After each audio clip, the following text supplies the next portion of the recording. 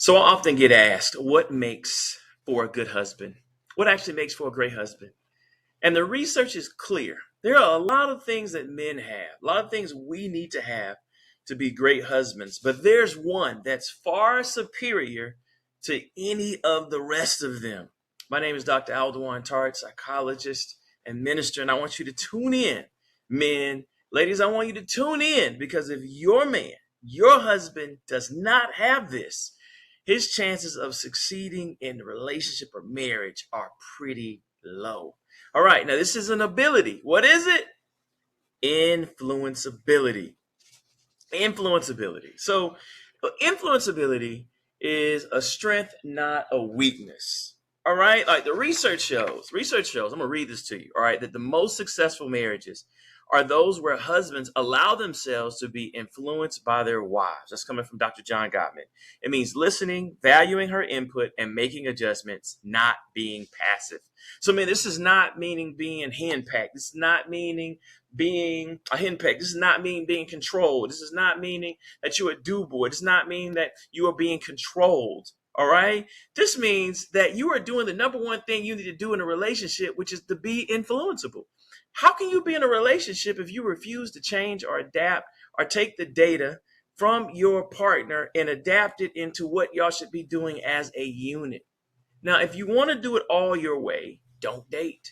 Don't be in a business deal. Don't have kids, right? It just doesn't work. But if you're going to be relational, my brothers, I know you were never taught this, then you have to go into relationships wanting to have influenceability. All right. And so, like married men, that's why married men say happy wife, happy life. It's not that married men are like have no backbone, no substance, have been beat upside the head. They realize that he who finds a wife finds a good thing and gains favor in the Lord. Is absolutely true. So, what are the chances that my wife is wrong all of the time? Zero. And if you're dating a sister, you date a talented black woman, a sister of the African diaspora, just any woman who's amazing. I just want my community to hear this because we don't hear this, right? Is that what are the chances that a good wife is going to steer you wrong? It says right there, he who finds a wife finds a good thing and gains favor in the he who finds a wife finds a good thing and you gain favor in the Lord because you have a good wife who's looking out for you. So why wouldn't you listen? All right, so as married men, you're like, yeah, I should watch my health. I should eat better. I shouldn't eat ultra processed foods. I should slow down. I should add some people to my team for business so I can have balance. Right? I should take my wife on dates. I should. These things are reasonable. Right? I should let her finish her sentence when we're discussing things. Like these things are real. I should listen to her financial plan if it makes sense and it's gonna make us more money. Right? Like, why are you not listening to someone who's talented? And married men, I'm just gonna keep y'all just give y'all a little insight. They pick good stock. Now, I'm good stock. My wife's good stock. So I'm not talking about us like cattle, but you want a woman who's talented, who's usually going to say the right thing to marry because that's going to load well for your future and your success being married to someone who's talented. So why wouldn't you listen to someone who's talented? And then your children are going to be more talented. All right, that's number two. All right, influenceability builds partnership and trust. So research reason number two, marriage is a covenant between two people becoming one flesh. That's Genesis 2:24. That requires collaboration and openness. Influenceability fosters teamwork, compromise, and solutions that work for both. How do you not need that in your marriage? How do you not need partnership and trust? How are we going to build together? It says two is better than one, for they get better return for their labor. That's Ecclesiastes 4:9. How are we going to have the best marriage if I'm not listening to half of the marriage? And if you want me to be honest, the science says that we should be listening to the wife more as marriage counselors, as psychologists. Why? She thinks about the marriage all the time.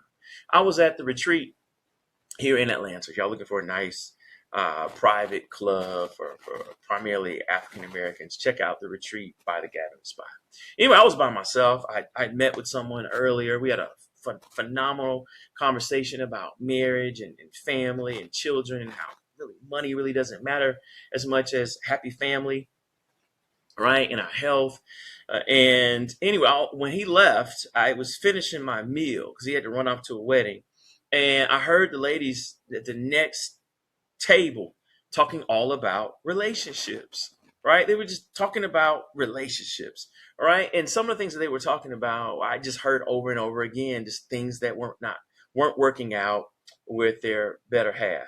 And the whole point of this is, why wouldn't you listen to a talented woman if you want a better relationship? If you want to be better, if you want to be stronger, how are we going to be able to build if I don't give you voice? And your voice being as talented, if not more talented than mine, is highly likely in a lot of scenarios because women think about relationships all the time. My friend and I, yeah, we were talking about relationships, but we also talked about crypto. We talked about politics. We talked about God. Talked about a lot of different things, but all they talked about was relationships. So women are relational. They're going to make sure that the marriage has what it's needed. And then number three, it creates influenceability, creates lasting legacy and love. So the research: stubborn, unteachable men often repeat mistakes and push their wives away.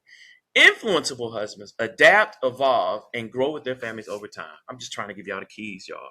Right? So you can lose your marriage, your relationship, and you can fail. You can lose. You can be a loser when it comes to relationships if you want to. And I say that lovingly, and I'm being a psychologist. It says men, we want to win. And so you'll think about it. You'll want to win in fitness. You'll want to win professionally. You'll want to win financially. Why wouldn't you want to win relationally? Why would you want your relationships to fail? And a key aspect, the number one aspect to being successful in a relationship with a woman, or anyone for that matter, is influenceability. But especially in marriage, because if she's the VIP, the MVP of thinking about the marriage, shouldn't you listen? Thinking about the relationship, shouldn't we listen, man? Are we really walking around like, man, is this best for my wife? Is this the best thing for our marriage? Sometimes we could be focusing on the game when we should be focusing on what we need to do at home. All right, my brothers. So listen, being influenceable doesn't mean that you're being controlled, doesn't mean that you're giving up power. It actually makes you more powerful, and it gives you the ability to win in relationships and be successful. All right, my brothers. God bless.